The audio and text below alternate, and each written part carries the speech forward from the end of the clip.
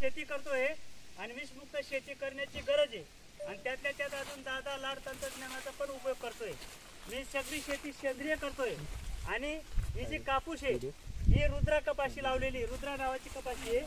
हिला दादा लाड तंत्रज्ञान अजून केलं नव्हतं, पण मी जी लावल्यानंतर मला मधुकर पाटील वगैरे यांनी सांगितलं तुमच्या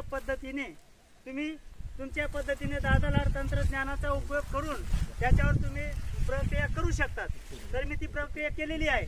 याच्यामध्ये फळफांदी रावलेली आहे, गडफांदी काढलेली आहे। 45 दिवसामध्ये मी फळफांदी काढलेली नाही, गडफांदी काढली आणि फळफांदी राहू दिली। त्यानंतर 60 दिवसामध्ये जी वरचा जो शेंडा आहे तो मी कट केलेला आहे आणि तो शेंडा कट केल्यानंतर याची उंची कमी झाली आणि सगळं जे अन्नद्रव्य आहे ते अन्नद्रव्य या बोंडांना आणि फळफांदींना मिळालेलं आहे। तर हे जे माप आहे दादा लाड तंत्रज्ञान हे फक्त 3x1 वरती लावलेलं आहे। 3x1 वरती लावल्यानंतर झाडाचं जे माप आहे अंतर हे कमी होतं आणि झाडाची संख्या एकरीमध्ये वाढते। जवळजवळ 3x1 ला जर केलं तर 14,560 झाडं बसतात। त्याच्यामध्ये एका झाडाला 20 बोंड जरी लागली तरी आपल्या क्षेत्रामध्ये उत्पन्न हे वाढत असतं। आणि जर कधी आपण माप मोठं ठेवलं आणि त्याला जर कधी नुसतं डोक्याएवढी कापूस केला त्याला महत्त्व नाही। याला 20 बोंड जरी राहिली, याच्यामध्ये हे जे झाड आहे याच्यात गडफांदी जर काढली आणि वरचा शेंडा जर कट केला, गडफांदीमध्ये या झाडाला 100% जे अन्नद्रव्य मिळतं ते अन्नद्रव्य त्या गडफांदीमध्ये 70% अन्नद्रव्य ती खाऊन जाते आणि 30% या झाडाला पूर्ण अन्नद्रव्य मिळत नाही, म्हणून फुलभोरी पण पडते आणि बोंड पण बारीक पडतं। तर आणि त्याशिवाय मी सेंद्रिय शेती केली, गोकुळामृत, जीवामृत आणि निमार्कचा फवारणी केलेली आहे। याच्या व्यतिरिक्त रासायनिक फवाराही नाही, रासायनिक खतही नाही आणि हा माझा पूर्ण प्लॉट आहे। सगळे आदर्श शेतकरी, सगळे कृषी विभाग हे सगळे आज इथं बघायला आलेले आहेत। नमस्कार, एवढं बोलून 2 शब्द संपतो।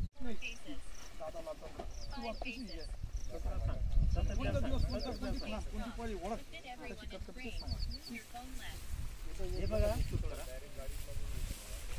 हे जे झाड आहे या झाडाला गडफांदी आहे। ही गडफांदी म्हणजे ही साईडनं वाढते, ही गडफांदी आहे। या ही गडफांदी, या गडफांदीला किती फक्त आतापर्यंत 3 बोंड लागलेली आहे। या फांदीमुळे काय होतं, ही जर आपण कट केली नाही तर याला ही जी आता फळफांदी हिला 3-4 बोंड लागले। ही जर कट केली असती तर हिला 7 ते 8 बोंड लागले असते। हिने काय केलं, हे बोंडांना खाऊन घेतलं। तर ह्या जर फळफांद्या प्रत्येक पालाला 1-1 फळफांद्या असतात। आता ही इथे मी काही फांद्या कट केल्या आहेत, ही कट केली आहे म्हणून ही फांदी वाढली। पण याच्यावरची जी फांदी याचं तिने काम करून दिलं, ही छोटी झाली, ही छोटी झाली। कोणत्या दिवसाला? ही 40 दिवसाच्या आत ज्यांच्या शेतामध्ये जी जमीन चांगली आहे, ज्याला खत आहे, चांगली जी ताकददार जमीन आहे, त्याला 40 दिवसाच्या फांद्या दिसायला लागतात। हो, या गडफांद्या दिसायला लागतात। या जर आपण कट केल्या याच्यापासून फक्त 10 फळफांद्या राहू द्यायच्या, म्हणजे ती कमरे एवढी येते। याला बघा, 8 याच्या खालची आपण गडफांदी काढली म्हणून ही फांदीला जोर भेटला। याच्यामुळे काय झालं, ही फांदी कमी झाली, ही कमी झाली, ही कमी झाली। आता एका झाडाला किती फांद्या तुमच्या? 8 या आहेत ना, या ज्या फांद्या आहेत या फांद्या फक्त 10 ठेवायच्या। 10 म्हणजे एका फांदीला 8 बोंड, 10 फांद्यांना 80 बोंड, म्हणजे एका झाडाला 80 बोंड। मग बघा, तरी ह्या ज्या आहेत ना माझी थोडी, म्हणजे मी ही नवीन लावली त्याच्यामुळे याला कट करायचं नाही करायचं तुमचं मार्गदर्शन मी घेतलं, त्याच्यामुळे मी लेट झालो। तर ही 15 ते 12 आहे। आता तुम्हाला मोजून दाखवतो, 1 2 3 4 5 6 7 8 9 10, म्हणजे काही झाडांना 15 ते 12 आहे। 10 ठेवायला पाहिजे। 10 जर ठेवल्या तर आपल्याला कमीत कमी 60 बोंड 100% आहेत। आता इथं 80 दिसतात ना आपल्याला, एका फांदीला 8 आहेत। याच्यामध्ये मग काय झालं, मला फक्त 1-2 बोंड भेटले आणि ते कट केल्यामुळे काय साईडला 3च झाले। साईडची जी फळफांदी ही वाढायला 40 दिवसात लक्ष घालायचं। 40 दिवसाच्या आत गडफांदी आपल्याला करते, 60 दिवसामध्ये ही कट करायची आणि मग राहिलेले दिवस आहेत। आता 3 महिन्याचा कापूस झाला, 3.5 महिन्यामध्ये कापूस फुटायला सुरुवात। 3.5 महिन्याचा कापूस झाला म्हणजे आपण किती खत दिलं, किती पाणी दिलं, तो पाला आपोआप त्याचं गड होते आणि ती गड झाल्यानंतर आपल्याला फक्त जी फळत त्यांचा कापूस म्हणजे दिवाळीपर्यंत सगळा आपला कापूस निघून जातो। आणि जर ही कट केली नाही, हे फक्त वाढत राहतं, हिरवं राहतं, बोंड पडत राहतात, बारीक बारीक राहतात, म्हणजे आपलं उत्पादन येत नाही. फक्त त्याला पाहून खुश व्हायचं आणि उत्पादन येत नाही, म्हणजे कालावधी पण कमी होतो कमी होतं. आणि उत्पन्न पण वाढतं. बोंडाला जर कधी ताकद भेटली, बोंड तयार झालं म्हणजे ते आपोआप उन्हामध्ये फुटतं. भाद्रपदात महिना आला, उष्ण वातावरण झालं, बोंड फुटतात आणि बोंड निघाल्यानंतर आपलं उत्पादन आल्यानंतर आपण दुसरं पीक घेऊ शकतो. त्याच्यात top to bottom bond size एकच सारखी आहे बघा, top to bottom bond size सारखी.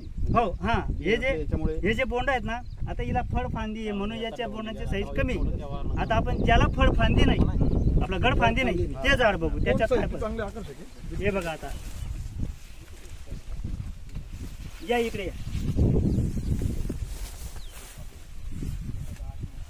आता या झाडाला आपण या सर या झाडाच्या बरोबर वेळेवर फळफांद्या लावलेल्या आहेत, गडफांद्या काढून टाकल्यात. आता या बोंडांची संख्या बघा, फळांची संख्या बघा आणि ती फळफांदी बघा किती लांबलेली आहे. हे झाड आहे, याला आपण लहानपणी सगळ्या फांद्या काढून टाकल्या. म्हणजे 8 बोंड लागतात, पण ते 8 केव्हा लागतात, 10 फांद्या राहू द्यायच्या फळफांद्या. आपण याला जर मोजल्या तर 15 असतील. आपण मोजून पाहू, 10 तर 12 सर. हे बघा, 1 2 3 4 5 6 7 8 9 10 11 12 13 14 फांद्या जायच्या. म्हणजे याच्यामध्ये अजून 4 फांद्या आपण कमी करायला पाहिजे, म्हणजे जो गॅप आहे तो पडला नसता. आता इथला गॅप पडून गेला.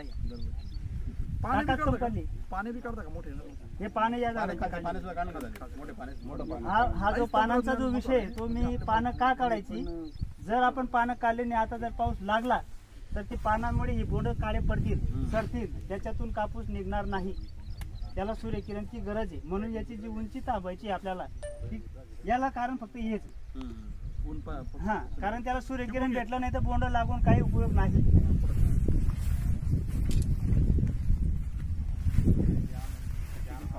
आता सेंद्रिय निविष्ठामध्ये काय वापरलं, कशी बनवतात? सोपं. सेंद्रिय मध्ये आपण गोकृपा अमृत आणि जीव अमृत.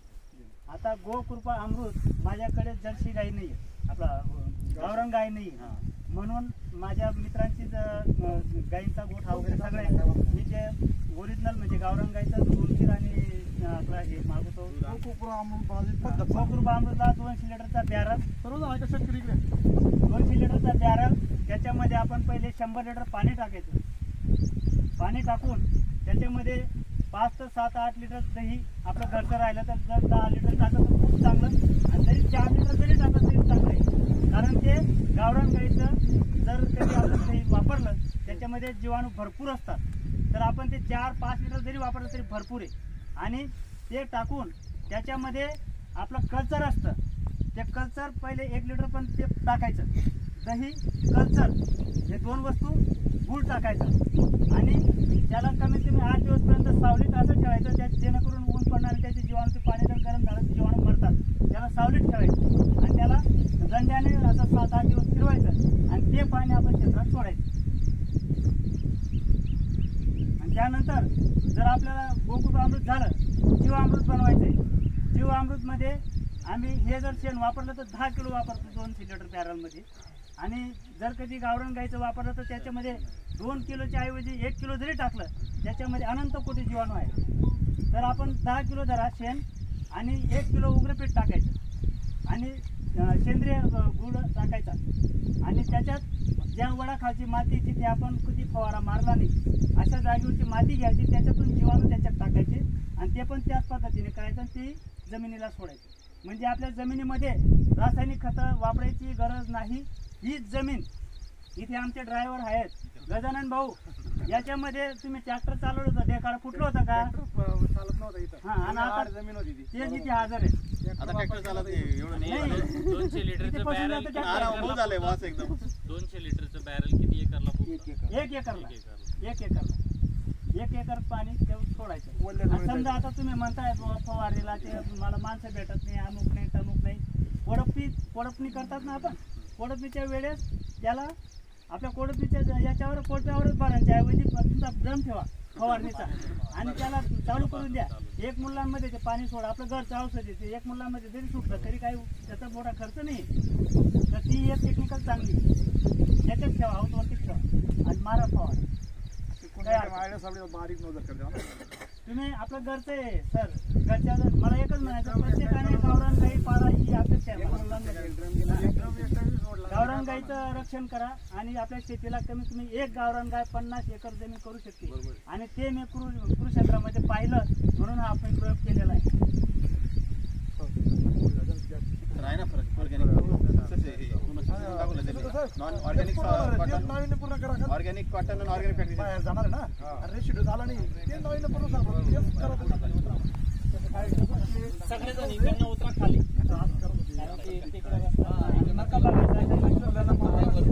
त्यांच्याकडनं नेमकेंद्र आणलं आणि त्याच्यावर आम्ही सगळ्या गटांमध्ये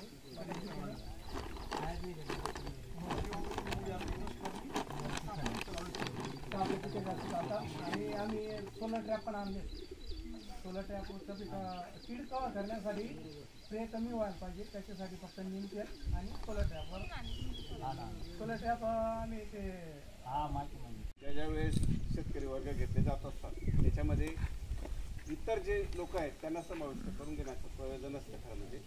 कारण मानसिकता लोकांच्या डोक्यामधून अजून निघाले नाही, रासायनिकवरच चांगली शेती येते बुवा अशी एक मानसिकता आहे. परंतु मागच्या वर्षापासून आत्मा आणि कृषी माध्यमातून त्या ठिकाणी 10 गट तयार झाले. त्याच्यामध्ये मालपुरात 2 गट आहेत. त्या 2 गटामध्ये एक गटामध्ये 50-50 शेतकरी आम्ही ॲड केलेले आहेत आणि त्या शेतकऱ्यांच्या माध्यमातून या ठिकाणी सेंद्रिय शेतीचा प्रयोग या ठिकाणी चालू झालेला आहे. सेंद्रिय आणि नैसर्गिक शेती. तर सेंद्रिय आणि नैसर्गिक शेतीमध्ये सुरुवात जर झाली तर रासायनिकचा मारा जास्त असतो, त्यामुळे पहिल्या वर्षी जो पाहिजे तो रिझल्ट मिळत नाही आणि त्यामुळे थोडासा वेळ जातो, हे 100% आहे. परंतु एकदा जर सेंद्रिय शेती झाली तर रासायनिकचं प्रमाण आणि खताचं प्रमाण जर समजा कमी केलं तर जो खर्च आहे लागवड खर्च तो खूप कमी होतो. यावर्षी मी स्वतः सेंद्रिय शेती केलेली आहे आणि कापूस लागवड केलेली आहे. रुद्र 99 नावाची व्हरायटी. परंतु रुद्र 99 व्हरायटीच्या माध्यमातून एक थोडासा संदेश देतो सर आपल्याला. तर याच्यामध्ये काही व्हरायटीमध्ये काही बदल करता येईल तर बदल करावा. याच्यामध्ये फळपाण्याची संख्या कमी आणि गळपाण्याची संख्या खूप जास्त असते. जसे बाकीच्या व्हरायटी आहेत त्याच्यामध्ये ज्या व्हरायटी असतात त्याच्यामध्ये गळफांद्यांची संख्या 2-3 असते जास्तीत जास्त. याच्यामध्ये 5-5, 6-6 पर्यंत होत्या. पण त्यामुळे गळफांद्या कट करायच्या का नाही करायच्या इथपासून सुरुवात झाली. जाऊ नंतर आमचं बऱ्याचदा बोलणं झालं की सर यांच्यामध्ये तर गळफांद्याच खूप आहेत तर नेमकं काय करायचं बुवा. तर मी तशाच बाकीच्या कट केल्या, बाकीच्या तशाच राहू दिल्या कारण खूपच जाड असं विरळ होत होतं. तर याच्यामध्ये व्हरायटी जर काही चेंज करता आली तर तेवढी चेंज जर केली तर निश्चितच चांगलं होईल. आणि दादा रुद्रा आहे, रुद्रा दिलेली आहे 50 शेतकऱ्यांना दिलेली होती, 2 पाकिट दिलेली आहे. परंतु पुढच्या पिढीला हे रासायनिक खतं जास्त वापरून या ठिकाणी ती शेती निकामी होऊ नये या दृष्टीने जर आतापासून प्रयोग झाले तर निश्चितच चांगलं होईल अशी एक मानसिकता या ठिकाणी शेतकऱ्यांमध्ये तयार होणं फार गरजेचं आहे. आणि त्या दृष्टीने आता शासनाच्या माध्यमातून आत्माच्या माध्यमातून जे प्रयत्न चालू आहेत निश्चितच घोषणावर गोष्ट आहे. त्याच्यात आमच्या गावातले 2 गट या ठिकाणी 100 शेतकरी आहेत. त्यांचं बघून आता दुसरे शेतकरी देखील त्याचं मार्गदर्शन घ्यायला लागले. जसं या ठिकाणी दामोदरांकडे बरेच बाहेर गावाचे लोक पण येऊन गेले की दादा तंत्रज्ञान हे नेमकं काय आहे. दादा तंत्रज्ञान विकसित होण्याचा उद्देश या ठिकाणी दादांचा आहे की गळफांद्यांची संख्या जर कमी झाली तर एका बोटाची आपण साईज कधी मोजत नाही. एक बोटामध्ये साधारणतः किती कापूस आला तर तो साधारणतः 5 ग्रॅम जरी पकडला आपण तरी 20 बोंडांची संख्या जरी घेतली तरी भरपूर होऊन जातात आणि या दृष्टीने उत्पादन वाढण्यास मदत होत असते. जर आपण मोठी कापूस करण्याचा प्रयत्न केला तर त्याच्यामध्ये बोंडांची संख्या खूप जास्त जरी असले तरी बोंडगळ जास्त होत असते आणि कापसाचं जे बोंडाचं वजन असतं ते 2-3 ग्रॅम ऑर्गॅनिकचा अतिशय जोमाने चालू आहे आपल्या जिल्ह्यामध्ये. हे म्हणजे मी गेल्या 5-10 वर्षापासून तर दोघांना ओळखून आहे. आता विषय असा आहे टिकणे हे जे बोलले अनुदान मिळतंय तोपर्यंत करतात, अनुदान बंद झालं तर त्याच्यातून क्विट होतात. तसं न होऊ देता त्याच्यात सातत्य ठेवणं गरजेचं आहे. अनुदान भेटी राहणं तिथला दिन करतो वैगे काम कसोड दिसतो ही जी भावना आहे ती आपल्याला सोडायला हवी. नंतर यांना 750 रुपये प्रति क्विंटल अनुदान भेटतंय. तो जर आपण अँगल पकडला तर आपण त्याच्यामध्ये निश्चितच फायदा आहे ऑर्गॅनिक करण्यामध्ये. ते आपण ऑर्गॅनिक करणं गरजेचं आहे. याच्यामध्ये अजून एक गोष्ट आपण ऍड करून घेतो. मी संभाजीनगरला तंत्राधिकारी म्हणून असताना तर ऑर्गॅनिकचं हे नव्हतं, मात्र तिकडं SRI टेक्निकने कापूस लागवड करायची. तर पुढच्या सीझनला मी तुम्हाला तुमचा गट जर आभाटीत राहत असेल की त्याच्यात काहीच नाही करायचं आहे, त्याच्यामध्ये फक्त जे रेसिड्यू म्हणजे ट्रॅक्टरचा वापर नाही करायचा आहे. हे जे आहे तुमचं ऑलरेडी जसं आहे तसं चालूच द्यायचं आहे. ट्रॅक्टरचा वापर न करता पिकावर पीक घेणं आहे. त्याचे जो CN रेशो त्या टेक्निकने मेंटेन होतो, जो ह्या टेक्निकमध्ये CN रेशोचा डोक्यामध्ये घेतलेली नाही. जर दोघंही टेक्निक जर आपण एकत्र केल्या तर उत्पन्नामध्ये अजून फरक पडेल. साधी टेक्निक आहे त्यांची. अगोदरच्या पिकात ऍक्च्युली ते तणनाशक फवारायला म्हणतात, इकडं तणनाशक फवारायचं नाही. तर एक पीक आपण एक त्याच्यानुसार करून बघूया. तर एक ते तिथले जे आहेत संभाजीनगरला, तिथं पण आपले वेगळी योजना आहेत कृषी विभागाच्या पोखरामधून. त्या पोखरामधून त्यांनी ती योजना राबवलेली. आपल्या जिल्ह्यामध्ये पोखरा नाही, नानासाहेब देशमुख संजीवनी कृषी योजना जी आहे ती आपल्या जिल्ह्यामध्ये नाही, परंतु त्या दिलीप पाटलांसारखंच त्यांचं पण काम आहे. आपल्या डिपार्टमेंटलाच काम करतात, ते पण मार्गदर्शन करतात. तर त्या वक्त्याला मी एक तुम्हाला प्रॉमिस करतो की असेल ना तर पुढच्या सीझनला म्हणजे आता हा तर कापूस गेला नाही, खरीप सीझनला कापसासाठी माझ्या डोक्यात कापूस बसलेला आहे. तुम्ही जे शेंडे तो खुडतात ना ते शेंडे खुडायला लावत, ते त्याला दोरीने असं बांधायला लावतात. तर त्याचं शेंडेनं खुडता त्यांचं टेक्निक आहे. आपल्याला ही पण सोडायची नाही, ती पण पूर्णच्या पूर्ण नाही घ्यायची. दोघांचं कॉम्बिनेशन करायचं आहे. मी तुम्हाला सांगत नाही हे बोगस आहे आणि ते चांगलं आहे किंवा ते बोगस आहे हे चांगलं, तसं नाही. दोघं आपल्याला काय आहे उत्पन्न वाढवायचे, ते पण सेंद्रियच पाहिजे. त्यांचे जे काही जे चांगले मुद्दे आहे ना तेवढं एक घ्यायचं. एक क्षेत्र अर्धा एकरचं आपण फक्त करून बघायचं. तुमच्या क्षेत्रावर करू आपण, इथं चांगलं वातावरण पण चांगलं आहे, शेतकरी येऊ पण शकतात. तर नेक्स्ट सीझनला साधारणतः एप्रिल-मे मध्ये एक आपण त्याचं चर्चासत्र शेतकऱ्यांच्या सोबत दडून आणूया. माझ्या डोक्यात पिकरींची कल्पना आहे. मी कापडण्याला करणार होतो. मामाचं गाव आहे, धुळ्यापासून जवळच आहे. तिथले कृषी उपकृषी अधिकारी जे आहेत ते पण आपले डिपार्टमेंटचे चांगले काम करणार आहे. तर मग तिथं न करता आपण इथं करूया. फक्त जिल्ह्यामध्ये मला आणायचं आहे. मी पण आपला इकडे तालुक्यातलाच आहे, पाटणचा आहे. माझ्या तालुक्याला जर काही देता आलं तर शेतकऱ्यांना तर फायदा होतो. एवढं बोलून मी एका झटक्यात ओके झाले तुम्ही. अजून एकदा म्हणजे उत्साहावर या. स्वतःसाठी वाजवा. आणि टाळ्या वाढल्यानं आपलं रक्ताभिसरण वाढतं म्हणून आपल्याला एक वेगळा जोम असतो. जर आणखी एकदा ICM अतिशय विचार त्याला आभारी सारखे जे बोलतात ते मनापासून एकदम कडक परफेक्ट आहे. कसं आहे गावठी गाई गाईचा वाडा झाड आहे. आता का 1 किलोमीटर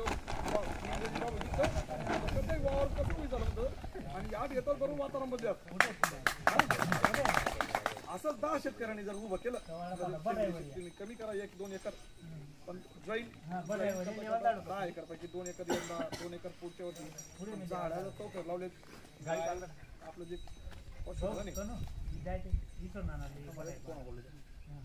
पशुधन जर सर्वात महत्वाचं काय पशुधन नाही म्हणून शेणखत नाही, घरचं दूध नाही, घरचं शेणखत नाही आणि सेंद्रिय शेतीकडे आपण वापरतो. सेंद्रिय शेतीचा मेन आत्मा असेल तर गाय पाहिजे किंवा बैल जोडी म्हैस कराय ना, शेणखत पाहिजे आणि बांधावर वृक्ष पाहिजे. म्हणजे सजीवन चक्र नुसतं जीवामृत अमृत वापरलं, दशपर्णी वापरलं, वेगळंच काही खत आलंय भाऊ. सेंद्रिय खतं बी निघालेत आजकाल, मायक्रोपट्टी, नीलम गोल्ड.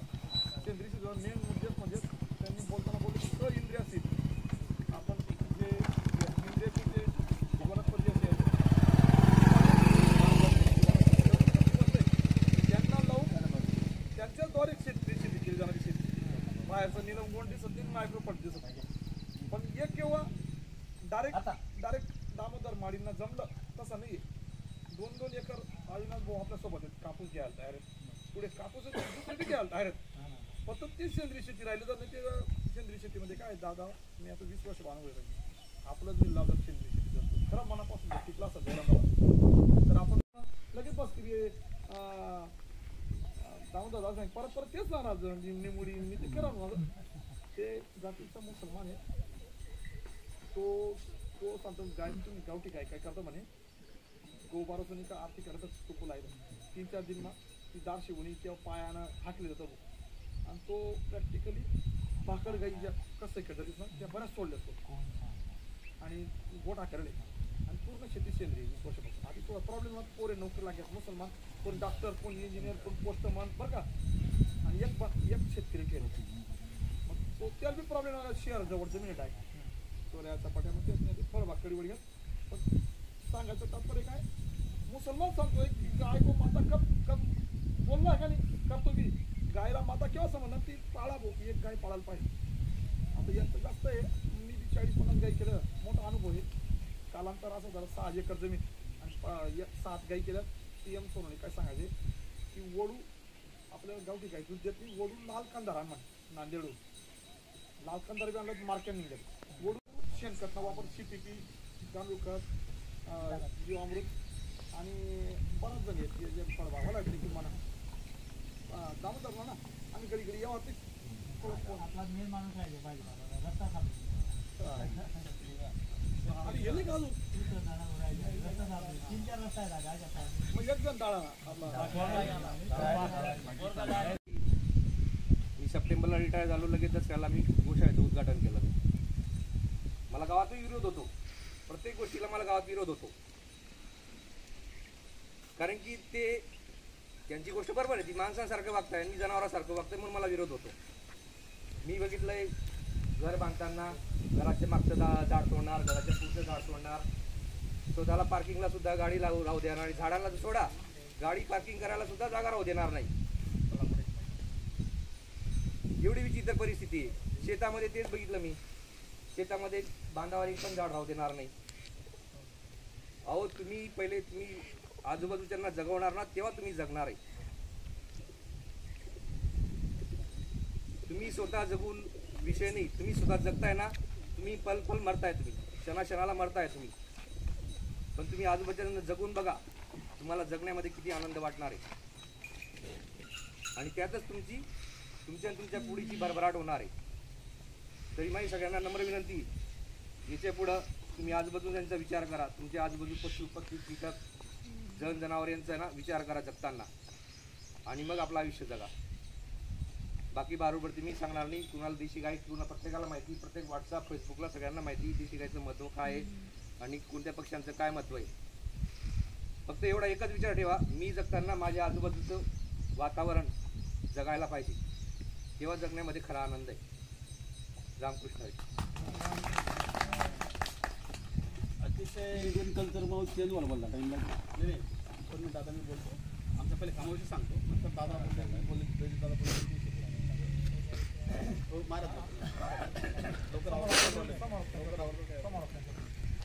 पहिले मी माझी ओळख करून देतो मी अविनाश पाटील माझं गाव बोधगाव जसं आता तुमचे 20 म्हणजे कंपनी तशी आमची पण एक कंपनी आहे जयभूमी आदर्श कॉन्फरन्स कंपनी या कंपनीमार्फत आम्ही सेंद्रिय कापसाचं बियाणं शेतकऱ्यांना देतो सेंद्रिय शेतकरी कापूस जो सेंद्रिय पद्धतीने पिकवायला शेतकऱ्यांना सांगतो आणि त्या कापसाचं टेस्टिंग करून तुझं ओरिजिनल आम्ही जे बियाणं दिलेले 0.5 तेच बियाणं कापूस आम्हाला भेटला तर आम्ही तो कापूस खरेदी करतो आणि त्याला पहिल्या वर्षी 250 रुपये बोनस दुसऱ्या वर्षी 550 रुपये बोनस तिसऱ्या वर्षी 750 रुपये बोनस असं आमचं काम चालू आहे धुळे जिल्ह्यामध्ये गेल्या 7-8 वर्षापासून तर आता शेती करत असताना कृषी विभाग झालं आत्मा झालं यांनी ह्या ज्या योजना आलेल्या ह्या योजना आणायला म्हणजे त्यांना समजलं आता की हरित क्रांती त्यांनी जाणली युरिया DAP फवारणी वगैरे त्यांच्या मार्फतला आपल्याला भेटत पण आता त्यांना समजलेलं आहे की ही शेती करता करता जमिनीचं आरोग्य आणि मानवी आरोग्य धोक्यात आलेलं आहे त्यामुळे आता सेंद्रिय शेतीचे असे गट स्थापन करून आणि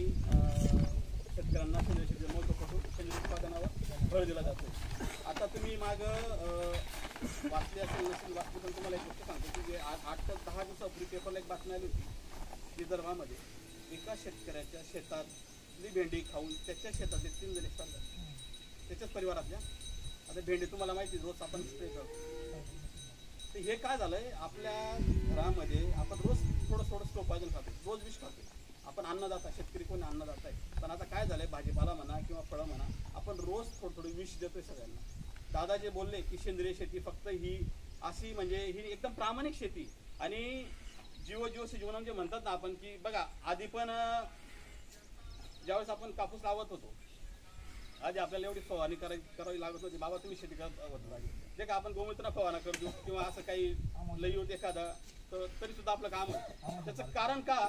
कारण आपण जैवविविधता पाळत होते आपल्या शेतामध्ये. आपण 10 ओळीनंतर 11 वेळा आपली चिकणी, मका, फटफटी, चवळी आहे, तूर आहे, हे जे सापळे पिकं आपण लावत होतो. त्याच्यामुळे काय होतं, जीवोजीव जीवनोमेसारखं वापरला जात होतं. आता शास्त्रज्ञांनी असा अभ्यास केला की ह्या वातावरणात म्हणजे आपल्या शेतामध्ये, कापसामध्ये जर कीटकं असतील तर त्याचे 90% मित्र कीटक आहेत, फक्त 10% शत्रू कीटक आहेत. 10% कुठले? मावा, तुटळे, बोंडाळी, पांढरी माशी वगैरे मिली वगैरे हे. आणि आपण काय बघतो, आपण शेती शाळेचा उद्देशच तोय की आपले मित्र कीटक वगैरे गेले पाहिजे, आपण सावळा पिकं लागवड केली गेली पाहिजे. आणि आता हे सगळं करत असताना हे तर आहेच या गोष्टी.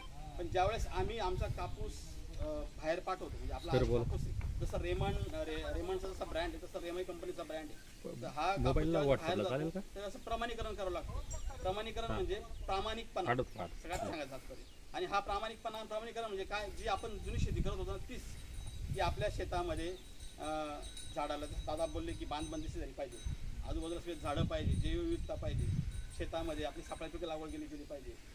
आणि प्रामाणिकरणाचे नियम आहेत की प्रामाणिकरण ज्यावेळेस, आता आमचा माणूस ज्यावेळेस तुमच्या शेतावर येतो तो शेतकऱ्यांना कशा काढतो, तुमच्या बाजूला बांधबंदिस्ते आहे का, तुम्ही जैविक कुंपण केलेलं आहे का, सापळा पिकं लागवड केलेली आहे का, या सगळ्या गोष्टींचा अभ्यास तो करतो. म्हणजे प्रमाणीकरण आणि सेंद्रिय शेती म्हणजे काय, आपली जुनीच शेती आहे. पण आता काय झालेलं आहे, आपण एकदम म्हणजे रेडी टू जे आयतं पाहिजे आपल्याला, आणि म्हणजे सगळ्याजण शॉर्टकटमध्ये आपण शेती करायला लागलो आहे. प्रामाणिकरण आणि सेंद्रिय शेती जी म्हणतो आपण, प्रामाणिक शेती आता राहिलेली नाही. सगळे आपण दुपारी 2 म्हणजे बघतो गावागावात, माझ्या गावात बघतो मी की 12 एक वाजेपर्यंत शेतकरी शेती करतात, नंतर मग पत्ते वगैरे डाव बसतो त्या गोष्टी. म्हणजे हे आपण खूप दूर चाललेलो आहे. दादा जे बोलले की माणूस होऊन जगा, आता खरंच त्याच्याकडे परत आपल्याला वळायची गरज आहे. तर या सेंद्रिय शेती म्हणजे, आणि ही फक्त विषमुक्त शेती नाही, तर आपल्याला सुद्धा परत जुन्याकडे जायचं आहे. म्हणजे आता आपल्याला युटर्न मारायचा टाईम गेलेला आहे, कारण आपलं आयुष्य बी कमी होत चाललेलं आहे. आपण रोज विष खातो, जसं तुम्हाला आता मागे बोललो. तर ह्या गोष्टी सगळ्या आहेत. आणि या शेती शाळेचा आज जो उद्देश आहे, आपण दामानदी शेतात आलो, याचं कारण असं आहे की दादा लाडके तंत्रज्ञान हे आतापर्यंत बीटी कापसात सक्सेस झालेले आहे. आणि हा जो आपला आहे नॉन बीटी बियाणं तुम्हाला कुठल्याच कृषी केंद्रावर भेटत नाही, ते फक्त आपल्या कंपनी थ्रू तुम्हाला दिलं जातं.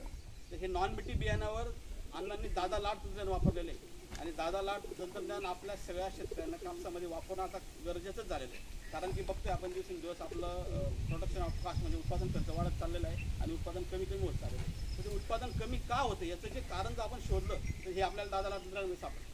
हे दादा लाड तंत्रज्ञान आपण प्रत्येक शेतकऱ्यांनी आपल्या शेतावर वापरलं गेलं पाहिजे. आणि आता आपण सगळ्यांनी थोडंसं या कार्यक्रम झाल्यानंतर आपला प्लॉट बघावा आणि अण्णांनी काय काय प्रयोग केलेले आहे त्या कापसामध्ये, किती दिवसात काय का. आणि म्हणजे बघा शेती आपली सगळ्यांची शेती पण शेतकरी आपली शेती बांधावरची शेती, आपण अभ्यासपूर्वक शेती करत नाही. पण अण्णांनी ते करून दाखवलेलं आहे की प्रत्येक झाडाचं निरीक्षण केलेलं आहे, कुठल्या झाडावर फळं फांद्यांचं प्रमाण आहे, कुठल्या झाडावर फुलफांद्याचं प्रमाण आहे, कुठल्या झाडाची वाढ किती झालेली, आणि झाडांची जी साईज आहे, झाडाचा गोलाकार एका साईडला ज्या बोंडांची संख्या लागलेली, एका साईडला नाही लागलेली, त्याचं कारण काय ते त्यांनी शोधून काढलेलं. अशा पद्धतीचं आजची जी प्रयोग शेतीशाळा ही निरीक्षण शेतीशाळा आहे. आपण सगळ्यांनी तो कापूसून बघावा आणि येणाऱ्या काळामध्ये दादा अण्णांचं म्हणजे अवलोकन आपण सगळ्यांनी करावं. आणि कमीत कमी बघा, आता आपण सगळे शेतकरी असून भाजीपाला घ्यायला थैली घेऊन मार्केटवर जातो, ती विषमुक्त म्हणजे विषारी भाजीपाला घ्यायला जातो. कमीत कमी आपण स्वतः तरी आपल्या शेतामध्ये आपल्या स्वतःसाठी तरी अर्धा एकर 1 एकर तरी सेंद्रिय शेती करावी, की जेणेकरून आपण विषमुक्त खाऊ. आणि आपली बघा, आपण शेतीला माता म्हणतो, पण आपण आपलं मुलाचं कर्तव्य आपण पार पाडत नाही. तिच्यावर अतिशय आघात प्रकारचं रसायन आपण टाकतो, तिथल्या किती केमिकलचा वापर आपण करतो. तर हे थोडंसं एक भावनात्मक सेंद्रिय शेती म्हणजे फक्त विषमुक्त शेती, की तिच्याशी आपलं अटॅचमेंट वाढलं पाहिजे जमिनीशी. त्या बऱ्याच आपली जी ऑर्गॅनिक शेतीची माहिती करण्यासाठी आलेले सर्व अधिकारी वर्ग, मला इथे येऊन एक असा आनंद वाटला की आमच्या भजनी मंडळचा माणूस ही शेती करतो, मला ही कल्पना नव्हती. आमच्या भजनी मंडळमध्ये दामो मोठा होता. तर सांगण्याचं तात्पर्य असं आहे की गायीबद्दल आवड पाहिजे. गावो विश्वस्य मातरः, गाय ही विश्वाची आई आहे. गायत्रीची विनंती आहे का तुम्ही सर्वजण, कसाब लोकापासून माझी सोडवावी मान, माझ्या दुधाने तुमचे लेकरे करता जतन, माझ्या बाळाच्या मारून तोंडात ठेवता बांधून आपले जे पूर्वज होते हे मला आठवतं आमच्या गावात एवढ्या गायी होत्या, पण उत्पन्न म्हणून जर्सी होस्टेन हा प्रकार आला. इथे एक शेतकरी आलेले जगनदा बागुल यांच्याकडे गेल्या 5-6 वर्षापासून मी दूध घ्यायला जातो. त्यांच्या परिवाराला मी नेहमी सांगायचो की जर्सी होस्टेन गाईमुळे तुमच्या परिवाराला पैसा मिळेल, तो सेवेचं फल नाही. तर दादांनी डायरेक्ट निर्णय घेतला. काय त्यांनी माझ्या शब्दाला मान दिला, ईश्वराने बुद्धी दिली. तर आज त्यांच्याकडे 40-50 गीर गाई आहेत आणि सातत्याने रात्री बेरात्री ते चांगले उत्कृष्ट गायक आहेत, पेटी चांगले वाजवतात. परंतु रात्री सुद्धा गाईच्या गोठ्यामध्ये चक्कर मारल्याशिवाय ते झोपत नाही. आणि गाईची जी सेवा आहे ही वाया जात नाही. भगवान कृष्ण परमात्म्याने 5,500 वर्षापूर्वी हा संदेश दिला. 9 लक्ष गाई गडी वाट पाहती यमुना थडी. भगवान स्वतः आपल्या आईला सांगतात, आई मी तुझा एकुलता एक, गाई चारितो 9 लाख, गाई चारिता झिजले नख मला जीव घाल. म्हणून कृष्ण परमात्मा, ऋषी मुनी, साधू संत यांनी गायी सांभाळल्या, गायीची सेवा केली. म्हणून गायीचं शेण पवित्र आहे, गायीचं दूध पवित्र आहे, गायीचं गोमूत्र पवित्र आहे, गायीचा स्पर्श सुद्धा पवित्र आहे. तोरणमाळ हे ठिकाण आपल्याला माहिती आहे. त्या ठिकाणी राजा भर्तृहरी एक साधना करण्यासाठी अरण्यामध्ये गेले आणि गोरक्षनाथांनी आज्ञा केली की तू काय करतो? आणि महाराज मला गायीच्या सेवे पलीकडे काही आवडतच नाही. म्हणजे राजा भर्तृहरी इतका महान राजा झाला आपल्या देशामध्ये आणि तो सुद्धा गायीची सेवा करायचा. दिलीप नावाचा राजा झाला भगवान श्री रामचंद्रांच्या वंशामध्ये. राजा दिलीपाने सुद्धा गो सेवा केलेली आहे. म्हणून दादांनी जे सांगितलं की तुम्ही सेंद्रिय शेती करा, आपणही करा आणि इतरांना सांगा. मी सांगतो साहेब, मी 1975 पासून कीर्तन करतो. माझ्या गावाचं माझ्यावर खूप प्रेम आहे. माझ्या काल्याच्या कीर्तनामध्ये गाईबद्दल खूप माहिती देतो, या सर्वांनी ऐकलेलं आहे. काल्याच्या कीर्तनामध्ये मी गाईच्या दुधाचं महत्त्व, गोमूत्राचं महत्त्व, त्यानंतर गाईचा स्पर्श, गाईचं दर्शन. 2018पर्यंत माझ्याकडे सुद्धा 18पर्यंत 12-14 गाई होत्या. परंतु मुलं बाहेरगाव शिकायला, मध्यंतरी पावसाचा खंड पडला, मी गाई विकल्या नाही बरं का, पाळणाऱ्यांना वाटून दिल्या. आज माझ्याकडे एक गाय आहे. म्हणून सर्व शेतकरी बांधवांनी साहेबांचं मार्गदर्शन घ्यावं. आपणही सेंद्रिय शेती करा, आपणही देशी गाईचं रक्षण करा आणि इतरांना ते करायला लावा. भगवान परमात्मा तुमच्याकडून हे कार्य करून घेतील. फक्त इच्छा करा. तुका म्हणे आम्ही जी इच्छा करू ती कल्पतरू पूर्वीशी. म्हणून आपल्या देशामध्ये वृक्ष लागवडही व्हायला पाहिजे. वृक्ष देवो भव. गाय जशी देव आहे तसा वृक्षसुद्धा देव आहे. पूजनीय पांडुरंग शास्त्री आठवले यांचं मी एक पुस्तक वाचलं. त्यांनी वृक्षाबद्दल इतकी माहिती दिली आहे. म्हणून आपण सर्वांनी गायींची सेवा करावी आणि सेंद्रिय शेती करावी. तुम्ही आमच्या गावाला मार्गदर्शन करायला आले आणि याच्याही पुढे आमच्या शेतकऱ्यांना मार्गदर्शनासाठी येत जावं अशी विनंती करतो आणि माझ्या वाणीला पूर्ण राम देतो. जय श्री राम. आपण सांगतो ते ऑलरेडी प्रसार